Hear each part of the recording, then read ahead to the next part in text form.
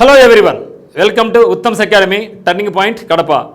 మరి జిల్లాల సమాచారంలో భాగంగా మనం ప్రతి ఒక్క జిల్లాను సమగ్ర వివరాలతో కంప్లీట్గా ఆ యొక్క జిల్లాకు సంబంధించిన వివరాలతో మీకు ముందుకు రావడం జరిగింది. మరి ఈ యొక్క వీడియోలో మనం కంప్లీట్గా విజయనగరం రాజ్యం గురించి మనం ఇక్కడ చూడబోతున్నాం. మరి విజయనగరం వేరే, విజయనగర రాజులు వేరే, అది గుర్తుపెట్టుకోండి. విజయనగర రాజులు అనేది హంపి ప్రధాన కేంద్రం. మరి విజయనగరం అనేది మనకు ఆంధ్రప్రదేశ్ అని గుర్తించండి. ఇప్పుడు మరి విజయనగరం అంటే మనకు గుర్తు రావాల్సిందేమంటే బొబ్బిలి వీణ అని గుర్తురాలి మనకు. ఎందుకంటే బొబ్బిలి వీణ అనేది జిఐ ట్యాగ్ పొందింది.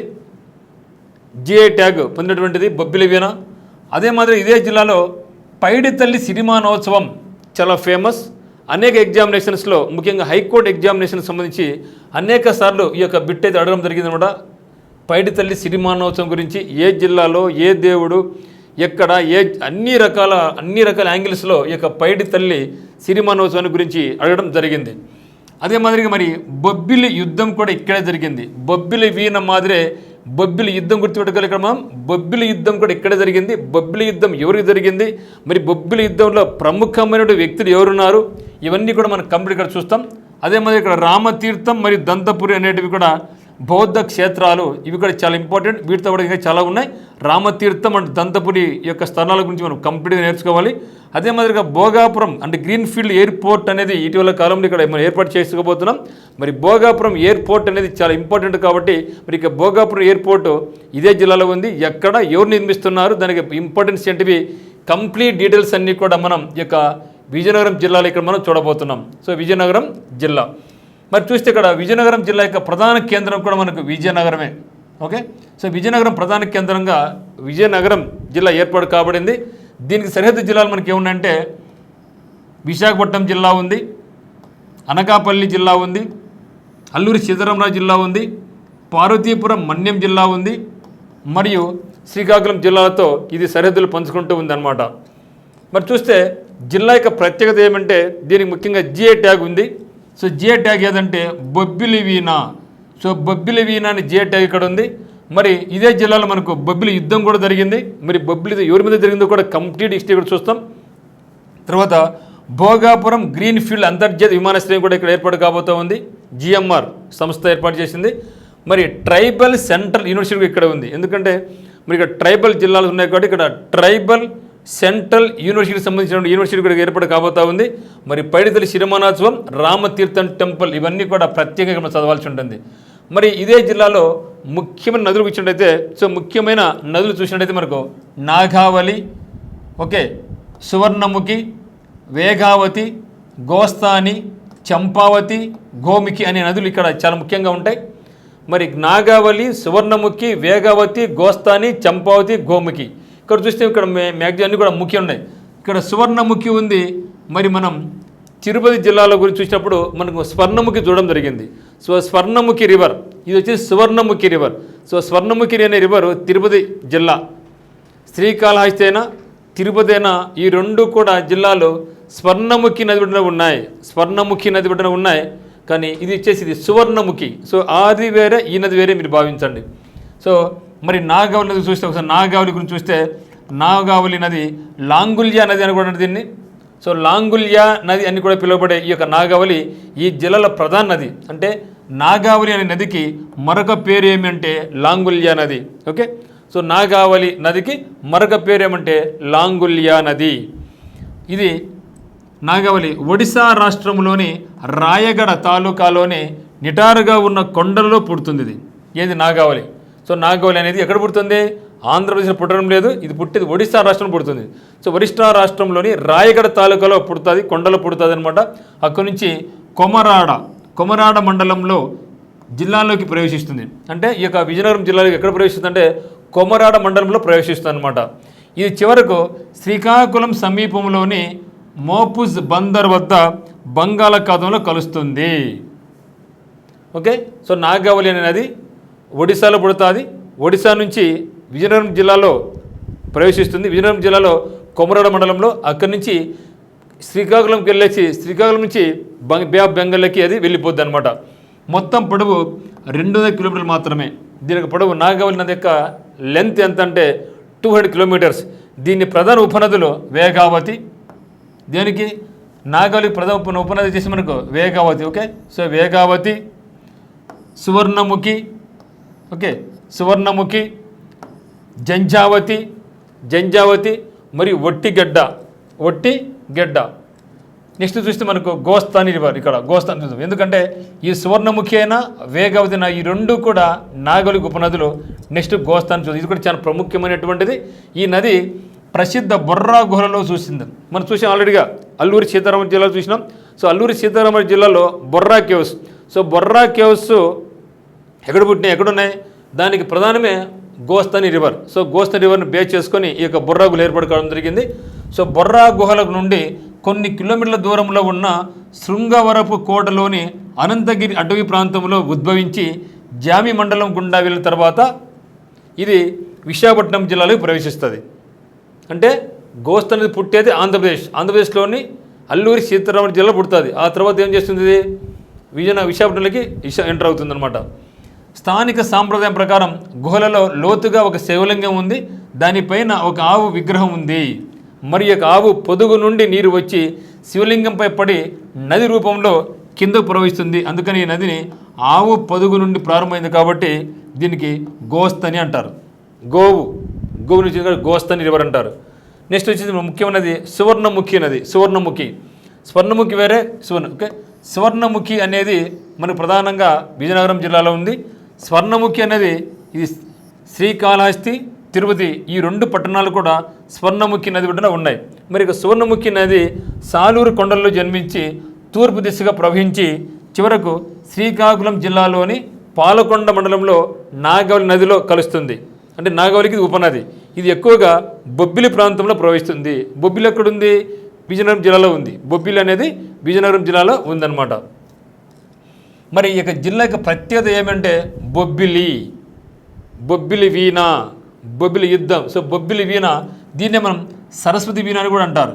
సరస్వతి వీణ తయారీకి బొబ్బిలి ప్రసిద్ధి. విజయనగరమును పూర్వం విజయ గజపతి నగరం పిలిచేవారు. దీనికి పూర్వ పేరు ఏమంటే విజయ గజపతి నగరంగా పిలిచేవారు. విజయనగర సామ్రాజ్య సంస్థానాన్ని పూసపాటి వంశం వారు పరిపాలించారు. ఇది కూడా మనకు చాలా ఇంపార్టెంట్. ఏ వంశం వాళ్ళు అంటే పూసపాటి వంశం వాళ్ళు ఈ యొక్క విజయనగరం సంస్థానాన్ని పరిపాలించారు. నెక్స్ట్ చూస్తే బొబ్బిలి వీణ, మీకు చాలా ఇంపార్టెంట్. మనకు ఇది జిఐ ట్యాగ్ పొందినటువంటిది, జిఐ ట్యాగ్. మరి Bobbili veena also known as the Saraswati veena. Bobbili వీణకు మరొక పేరు Saraswati veena. Is a large plucked string instrument. Okay, strings ఉంటాయి. Instrument used in Carnatic classical music. Carnatic మ్యూజిక్లో ఉపయోగిస్తారు. హిందుస్థానీ మ్యూజిక్, కర్ణాటిక్ మ్యూజిక్ ఉంది. కర్ణాటిక్ మ్యూజిక్లో ఉపయోగించే మెయిన్ ఇన్స్ట్రుమెంట్ ఏదంటే బొబ్బిలి వీణ అనమాట. ఇది these veenas are made from a single piece of jack wood. ఇది చాలా ఇంపార్టెంట్ మిత్రమా. ఈ యొక్క బొబ్బిలి వీణను ఏ వుడ్తో తయారు చేస్తారంటే జాక్ వుడ్. అంటే ఎకండి వీణ అనుకుంటారు దీన్ని. ఎకండి వీణ లేక జాక్ వుడ్ అనే దాంతో ఈ యొక్క బొబ్బిలి వీణను తయారు చేయడం జరుగుతుంది. నెక్స్ట్ చూస్తే బొబ్బిలి రాజ్యంలో వీణను సర్వసిద్ధి సమాజ కళాకారులు సరఫరా చేసేవారు. ఈ కళాకారులు గొల్లపల్లికి చెందినవారు. ఎక్కడండి? గొల్లపల్లికి చెందినవారు. ఈ సంగీత వాయిద్యాన్ని తయారు చేసే కళాకారుల సంఘాన్ని బొబ్బిలి వీణ సాంప్రదాయం అంటే బొబ్బిలి వీణ సంఘం అని కూడా పిలుస్తారన్నమాట. 2012వ సంవత్సరంలో బొబ్బిలి వీణకు జిఐ ట్యాగ్ లభించింది. ఇది మనకు చాలా ఇంపార్టెంట్. ఒక రాష్ట్రంలో ఒక జిల్లాలో ఇక జిఐ ట్యాగ్ వచ్చిందంటే ఖచ్చితంగా దాని గురించి మనం ప్రత్యేకంగా చదవాలి. 2012వ సంవత్సరంలో బొబ్బిలి వీణకు జిఐ ట్యాగ్ లభించింది. అంటే జియోగ్రఫికల్ ఇండికేషన్ అని అంటాం. మరి బొబ్బిలి యుద్ధం. సో ఆంధ్రప్రదేశ్ అంటే మనకు గుర్తుకొచ్చేది రెండు యుద్ధాలండి. ఒకటి బొబ్బిలి యుద్ధం, రెండోది పల్నాటి యుద్ధం. బొబ్బిలి యుద్ధం, పల్నాటి యుద్ధం. మరి పల్నాటి యుద్ధం అనేది పల్నాడు. సో పల్నాడు యుద్ధాన్ని మనం ఏమంటాం? ఆంధ్ర మహాభారత యుద్ధం అంటాం. ఎందుకంటే మహాభారత యుద్ధానికి ఈ యొక్క పల్నాడు యుద్ధానికి చాలా దగ్గర సంబంధాలు ఉన్నాయి. అన్నదమ్ముల మధ్య యుద్ధం జరిగింది మహాభారతంలో. ఇక్కడ కూడా సేమ్ సిచ్యువేషన్. ఏది? పల్నాడు యుద్ధం. మరి బొబ్బిలి యుద్ధం. సో ఆంధ్రప్రదేశ్ అంటేనే బొబ్బిలి యుద్ధం మనకు చరిత్ర నిలిచిపోయింది. పల్నాడు యుద్ధం పౌరుషాలకు ప్రసిద్ధి ఈ రెండు యుద్ధాలు కూడా. సో బొబ్బిలి యుద్ధం. So battle of Bobbili. So జిల్లా చరిత్రలో ఒక ముఖ్యమైన ఘట్టం విజయనగరం మరియు బొబ్బిలి రాజుల మధ్య జరిగిన యుద్ధం. ఓకే, ఏ రాజు జరిగింది? ఇది విజయనగరం రాజులకు మరియు బొబ్బిలి రాజుల మధ్య యుద్ధం జరిగింది. దీనినే బొబ్బిలి యుద్ధం అని కూడా అంటారు అనమాట. బొబ్బిలి యుద్ధం అంటారు. మరి ఎవరి ఆధ్వర్యంలో అంటే ఫ్రెంచ్ జనరల్ అయినటువంటి జనరల్ బుస్సీ సహాయంతో విజయనగరం రాజా మరియు బొబ్బిలి రాజా మధ్య 1757 జనవరి 24వ తేదీన ఈ యొక్క యుద్ధం జరిగింది. అడగచ్చనమాట బొబ్బిలి యుద్ధం ఎప్పుడు జరిగింది అని. ఓకే, సో బొబ్బిలి యుద్ధం ఎప్పుడు జరిగిందంటే 1757 జనవరి 24వ తేదీన ఈ యొక్క యుద్ధం జరిగింది అని భావించండి. ఓకే, ఫ్రెంచ్ జనరల్ బుస్సీ సహాయంతో విజయనగరం రాజా మరియు బొబ్బిలి రాజ్యాల మధ్య 1757 జనవరి 24వ తేదీన ఈ యొక్క యుద్ధం జరిగింది. బొబ్బిలి రాజులు విజయం సాధించారు. విజయనగర రాజులు ఎవరు సాధించింది ఇక్కడ? బొబ్బిలి రాజు యుద్ధం సాధించారు. కానీ విజయనగర రాజులు ఫ్రెంచ్ జనరల్ బుస్సీ సహాయంతో ఈ యుద్ధంలో పాల్గొన్నారు. అంటే ఈ యొక్క విజయనగర రాజులకు ఫ్రెంచ్ జనరల్ బుస్సీ సహాయం చేయడం జరిగింది. సుమారు 270 సంవత్సరాల క్రితం 1757 జనవరి 24వ తేదీన బొబ్బిలి యుద్ధం జరిగితే ఒకవైపు 100 మంది సైన్యంతో బొబ్బిలి సంస్థానం, మరోవైపు 1000 మంది సైన్యం మరియు విజయనగరం సంస్థానంతో కలిసి ఫ్రెంచ్ సైన్యం ఒకరితో ఒకరు తలబడ్డ యుద్ధం అది. 1750 వరకు బొబ్బిలి విజయనగర రాజుల మధ్య చాలా సఖ్యత ఉండేది, కలిసిమెలిసి ఉండేవాళ్ళు. ఎంతవరకు? 1750 వరకు. మరి 1757 వచ్చిన తర్వాత వారిద్దరి మధ్య పచ్చగడ్డి వేచే మంట ఏర్పడింది అనమాట. అంటే ముఖ్యంగా అక్కడ నుండి వాటర్ సమస్యలు అయితేనేమి, అక్కడ నుండి భూ విధాలు అయితేనేమి వీళ్ళు బాగా వాటి మధ్య ఫైట్ చేయడం జరిగింది. ఆ సమయంలో బొబ్బిలి రాజుగా గోపాలకృష్ణ రంగారావు, విజయనగరం రాజుగా పూసపాటి పెద్ద విజయరామరాజు ఉండేవాళ్ళు అనమాట. మరి ఇక రాజ్యాల మధ్య ముఖ్యంగా ఎక్కడైనా సరే కదా నీళ్లు మరియు భూమి వంటి సహజీవన వివాదాల మధ్యనే ఇది జరిగింది యుద్ధం. బొబ్బిలి రాజులను ఎదుర్కోవడం విజయనగరం రాజులకు సాధ్యపడేది కాదు. ఎప్పుడైనా సరే ఇక బొబ్బిలిని ఎదుర్కోవాలంటే, ఎందుకు బొబ్బిలి అంటే మన తాండ్ర పాపరాడు గుర్తుకోసం మనకు, ఇక బొబ్బిలి రాజుని ఎదుర్కోవాలంటే విజయనగరం వాళ్ళకు సాధ్యపడేది కాదనమాట. ఎప్పటికైనా సరే బొబ్బిలిని ఓడించి ఆ యొక్క సంస్థానాన్ని తమ ఆధీనం తీసుకోవాలనేది విజయనగర రాజుల యొక్క ప్రధాన ఉద్దేశం. అందువల్ల వాళ్ళు బుస్సీతో చేయి కలిపారనమాట. సో బుస్సీతో చేయి కలపాల్సి వచ్చిందనమాట. ఆ రోజున బొబ్బిలి కోట వైపు విజయనగరం మరియు ఫ్రెంచ్ సైన్యాలు కలిసి వస్తున్నాయని తెలుసుకున్న బొబ్బిలి రాజు గోపాలకృష్ణ రంగారావు తమకు సైన్యాన్ని సిద్ధం చేసి రాజ్యం వద్ద, సో రాజ్యం మంచి ప్లేస్ అనమాట, అక్కడ అడ్డగిస్తే ఇంకెవరు వచ్చేవాళ్ళు కాదన్నమాట బొబ్బిలికి. సో రాజ్యం వద్ద కాపు కాసి అడ్డుగా వస్తున్న విజయనగరం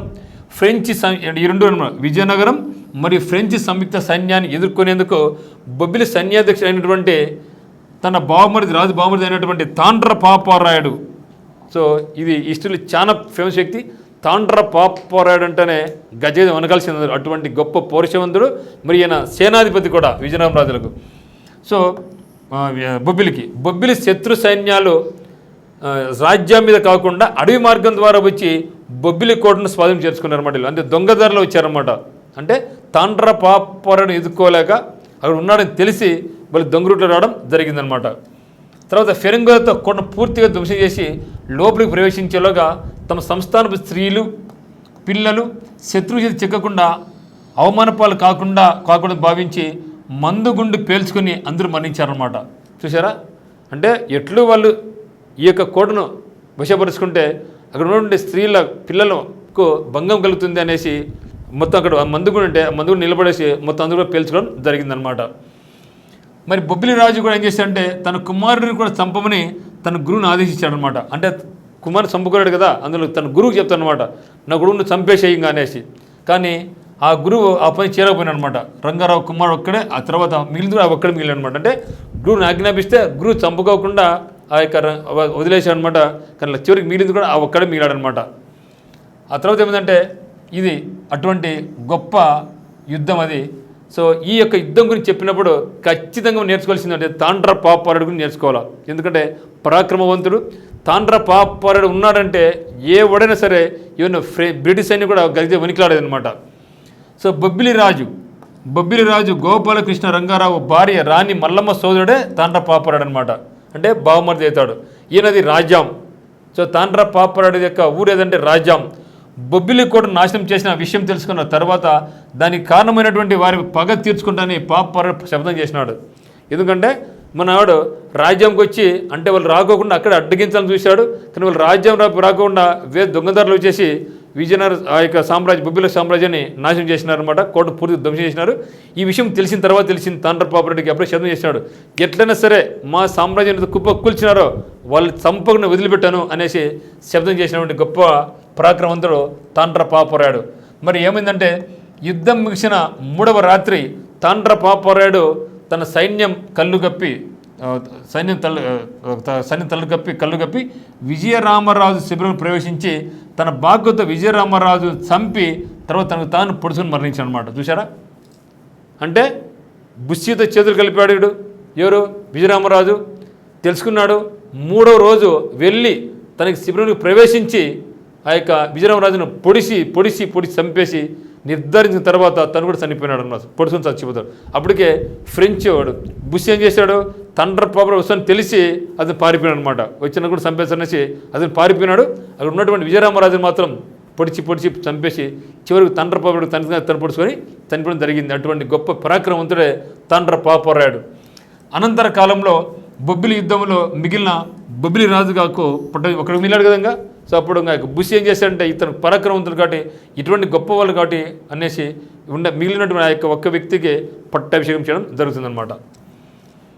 మరి పైడి తల్లి సిరిమానోత్సవం ఇది చాలా జాగ్రత్తగా గమనించాలి. చాలా ఇంపార్టెంట్ అనేది పైడి తల్లి సిరిమానోత్సవం. ఇది కూడా బొబ్బిలి యుద్ధానికి దగ్గర సంబంధం కలిగి ఉండేదే.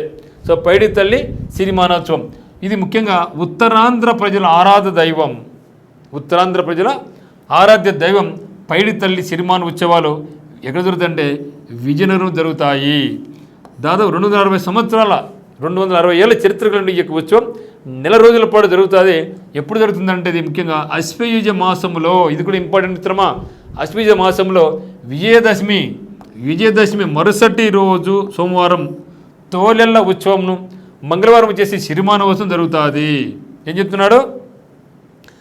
అశ్వయుజ మాసంలో విజయదశమి మరుసటి రోజు సోమవారం తోలెల్ల ఉత్సవం జరుగుతుంది. మంగళవారం వచ్చేసి సిరిమానోత్సవం జరుగుతుంది. ఈ బిట్టు కూడా ఇంతకుముందు ఏపీ హైకోర్టులో అడగడం జరిగింది బిట్టును. పైడి తల్లి విజయనగరం పట్టణానికి గ్రామ దేవత. పైడి తల్లి ఈ విజయనగర సామ్రాజ్యానికి గ్రామ దేవత. సిరిమాను అంటే పెద్ద చెట్టు అని అర్థం. మరి ఒకసారి దీని వివరాలు చూస్తే పైడి తల్లి సిరిమానోత్సవాలు ఈ ఉత్సవాలు ఉత్తరాంధ్ర ప్రజల ఆరాధ్య దైవం. విజయనగరం జిల్లాలో ఉంది. 260 years చరిత్ర ఉంది. ఈ ఉత్సవం నెలపాటు జరుగుతుంది. మహిళలు ప్రతిరోజు ఘటాలు నెత్తిన పెట్టుకొని అమ్మకు నివేదన సమర్పిస్తారు. మరియు అశ్వయుజ మాసంలో విజయదశమి మరుసటి సోమవారం తోలెల్ల ఉత్సవం, మంగళవారం సిరిమానోత్సవం నిర్వహిస్తారనమాట. ఏం చెప్తున్నా ఇక్కడ? అశ్వయుజ మాసంలో విజయదశమి మరుసటి సోమవారం తోలెల్ల ఉత్సవం, మంగళవారం సిరిమానోత్సవం నిర్వహిస్తారు. మరియు సిరిమానోత్సవం తిలకించడానికి దాదాపు 5 లక్షల మంది భక్తులు వస్తారు. ఏం చెప్తున్నాడు?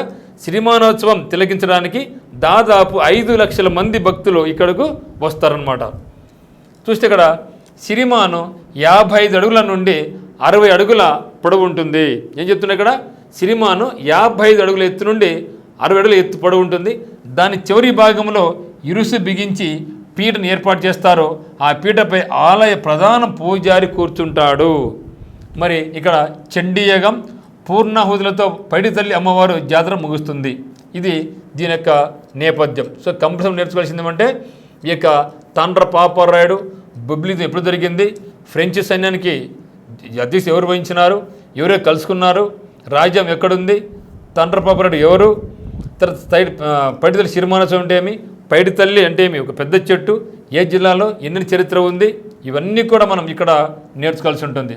తర్వాత బొబ్బిలి నేపథ్యం దీనికి ఉంది అనమాట. దానికి ఈ యొక్క పైడి తల్లి సిరిమానోత్సవం ఉంది కదా, ఈ యొక్క పైడి తల్లి సిరిమానోత్సవానికి మరి ఈ బొబ్బిలి యుద్ధానికి ఒక లింక్ కనెక్షన్ ఉందన్నమాట. ఆ లింక్ కనెక్షన్ కూడా మనం నేర్చుకోవాల్సి ఉంటుంది. ఇది చూసే ముందు ఒకసారి చూడండి, బొబ్బిలి ఎప్పుడు జరిగింది మనకు? బొబ్బిలి యుద్ధం అనేది 24th January 1757లో జరిగింది. సో బొబ్బిలి యుద్ధం 24th January 1757లో జరిగింది. మరి ప్లాష్ యుద్ధం ఎప్పుడు జరిగింది? ప్లాష్ యుద్ధం అనేది మనకు 23rd June 1757లో జరిగింది. ఓకే, సో ప్లాష్ వారు వచ్చేసి 23rd June 1757లో జరిగితే బొబ్బిలి యుద్ధం ఎప్పుడు జరిగింది? 24th January 1757లో జరిగింది. మరి పల్నాడు యుద్ధం ఎప్పుడు జరిగిందంటే 1178 నుంచి 1182 మధ్య జరిగింది. మరి సిపాయి మీటింగ్ ఒకసారి చూడండి, అంటే సిపాయిల తిరుగుబాటు అని ఎప్పుడు జరిగిందంటే మనకు 10/5/1857 అంటే ఇది వచ్చేసి ప్లాసీ వార్ వచ్చేసి 1757, బొబ్బిలి యుద్ధం కూడా ఎప్పుడు 1757 అంటే ప్లాసీ వార్ జరిగినప్పుడు మనకు బొబ్బిలి యుద్ధం కూడా జరిగింది. ఆ తర్వాత 100 ఏళ్లకు సిపాయిల తిరుగుబాటు జరిగింది. అంటే ఒకసారి చూస్తే ఈ యొక్క యుద్ధాల్లో మొట్టమొదటి జరిగింది ఏదంటే పల్నాటి యుద్ధం, పల్నాటి పౌరుషం అని కూడా అంటూ ఉంటారు. మరి సిరిమానోత్సవానికి బొబ్బిలి యుద్ధానికి మధ్య లింక్ ఏముందంటే విజయనగరం రాజు పూసపాటి విజయ రామ గజపతి రాజు సోదరే పైడి తల్లి. ఈ యొక్క గజపతి రాజును ఏం చేసినాడు, తాండ్ర పాపరాడు చంపేసినాడు, కత్తి పొడిచిపెట్టి చంపేసినాడు.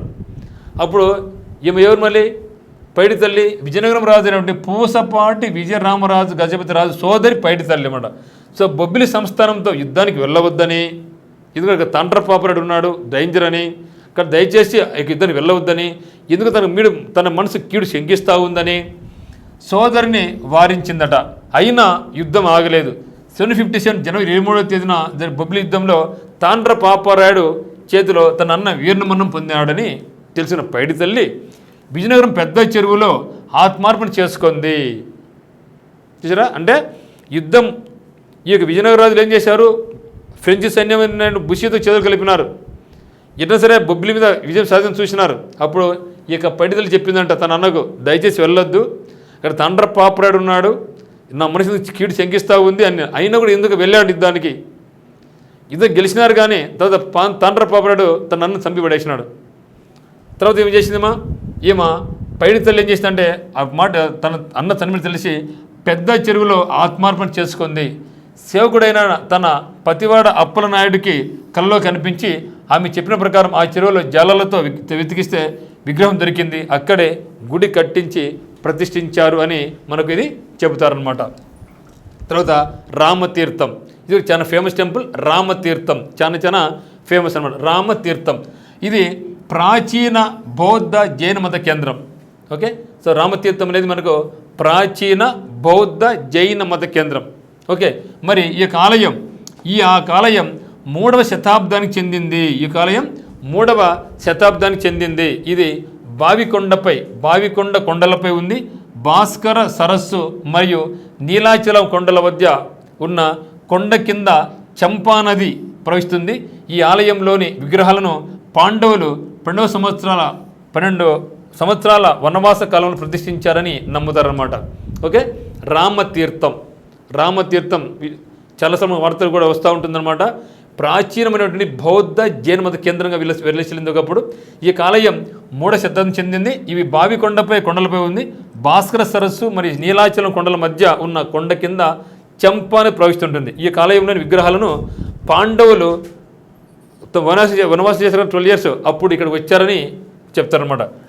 1880 ప్రాంతంలో కార్మెకెల్ అనే ఆంగ్లేయ దొర, ఎవరండి ఇక్కడ 1880 ప్రాంతంలో కార్మెకెల్ అనే ఆంగ్లేయ దొర రాసిన విశాఖపట్నం చరిత్రలో రామతీర్థం ఆలయం గురించిన ప్రస్తావన ఉంది. బోడికొండ, దుర్గకొండల మీద జైన శిథిలాలు ఉన్నాయి. నెక్స్ట్ సంఘం, ఇది కూడా చాలా ఇంపార్టెంట్ అండి. సంఘం అంటే తెలుసు మనకు, కాలేక సంఘం. సంఘం అంటే ఏమి, సంఘం వంగర మండలానికి చెందిన ఒక గ్రామం. ఓకే, సంఘం అనేది సంఘం అనేది వంగర మండలానికి చెందినటువంటి ఒక గ్రామం. ఇక్కడ నాగావళి, సువర్ణముఖి మరియు వేగవతి నదులు ఇక్కడ సంగమిస్తాయి. చూసారా, గంగా, యమున, సరస్వతి ఎట్లనో ఇక్కడ కూడా 3 నదులైనటువంటి నాగావళి, సువర్ణముఖి మరియు వేగావతి నదులు ఇక్కడ సంగమిస్తాయి అన్నమాట. అందుకే అది అలహాబాద్లో ప్రసిద్ధి చెందిన త్రివేణి సంగమం వంటి ప్రాముఖ్యత గురించి గలది. ఇక్కడ ఉన్న సంగమేశ్వర ఆలయం 5 లింగ క్షేత్రాలలో ఒకటి. మహాశివరాత్రి రోజున ఇక్కడికి వేలాది మంది భక్తులు వస్తారు. ఓకే, సంగం. తర్వాత మనకు దంతపురి. సో దంతపురి అనేది మనకు బౌద్ధ స్తూపాలకు ప్రసిద్ధి. దంతపురి అంటే బౌద్ధ స్తూపాలు.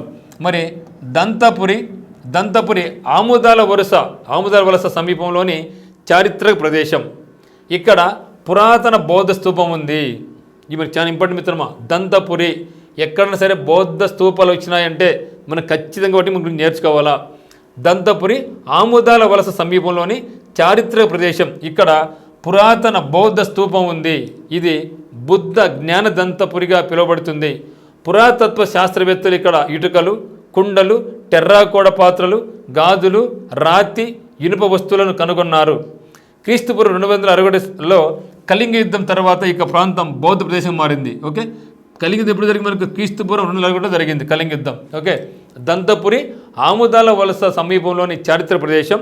ఇక్కడ పురాతన బౌద్ధ స్తూపం ఉంది. ఇది బుద్ధ జ్ఞాన దంతపురిగా పిలువబడుతుంది. పురాతత్వ శాస్త్రవేత్తలు ఇక్కడ ఇటుకలు, కుండలు, టెర్రాకోడ పాత్రలు, గాజులు, రాతి, ఇనుప వస్తువులు ఇక్కడ కనుగొన్నారు. అంటే క్రీస్తుపూర్వం 261 సంవత్సరంలో కళింగ యుద్ధం తర్వాత ఈ ప్రాంతం బౌద్ధ క్షేత్రంగా ప్రసిద్ధి చెందిందనమాట. మరి చూస్తే ఈ ప్రాంతాన్ని కళింగరాజులు తమ మత రాజధానిగా భావించేవాళ్ళు. కళింగరాజులు, ఒడిశా కళింగరాజులు తమ మత రాజధానిగా భావించేవారు. బుద్ధుని నిర్యాణం తర్వాత అతని జ్ఞానదంతం అహరకేరుతేరుడు ద్వారా కళింగరాజు అయినటువంటి బ్రహ్మదత్తుడికి అందజేయబడింది. బ్రహ్మదత్తుడు ఈ దంతమును భూస్థాపితం చేసి దానిపై ఒక స్తూపమును నిర్మించాడని ప్రతీతి. ఈ ప్రాంతంలో బుద్ధుని జ్ఞానదంతం ఉన్నందున దంతపురి లేదా దంత వర్పు కోటగా ఇది పిలువబడుతూ ఉందన్నమాట. Next Bhogapuram greenfield airport. ఇది లేటెస్ట్గా గ్రీన్ఫీల్డ్ ఎయిర్పోర్ట్గా మనకు గుర్తింపడుతూ ఉంది. జిఎంఆర్ గ్రంథి మల్లికార్జునరావు కదా, ఈయన ఇక్కడ వ్యాసే కాబట్టి ఈ యొక్క గ్రీన్ ఎయిర్పోర్ట్ కూడా ఈయన నిర్మిస్తున్నారన్నమాట. మరి భోగాపురం గ్రీన్ఫీల్డ్ ఎయిర్పోర్ట్ ఇది ఇంటర్నేషనల్ ఎయిర్పోర్ట్. ఈ ఇంటర్నేషనల్ ఎయిర్పోర్ట్ను జిఎంఆర్ సంస్థ నిర్మిస్తోంది. హైదరాబాద్ ఇంటర్నేషనల్ ఎయిర్పోర్ట్ కూడా నిర్మించింది ఈ సంస్థనే.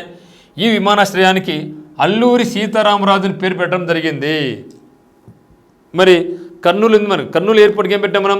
ఉయ్యాలవాడ నరసింహారెడ్డి పేరు పెట్టడం జరిగింది. ఉయ్యాలవాడ నరసింహారెడ్డి. అదే మాదిరిగా ఈ యొక్క భోగాపురం గ్రీన్ఫీల్డ్ ఎయిర్పోర్ట్ను కూడా అఫీషియల్గా అల్లూరి సీతారామరాజు ఎయిర్పోర్ట్గా పేరు పెట్టడం జరిగింది.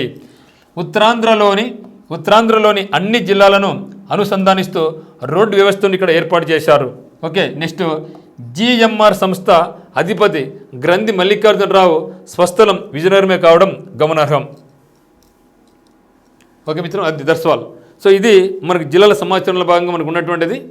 మరి ఇవన్నీ కూడా మీరు ఇంపార్టెంట్ పాయింట్స్ కూడా నోట్ చేసుకొని గుర్తు కోసం మళ్ళీ రివిజన్ చేసుకుంటూ పోతూ ఉంటే ఖచ్చితంగా మనందరూ కూడా ఇవి చాలా యూస్ఫుల్ అవుతుంది. So thank you.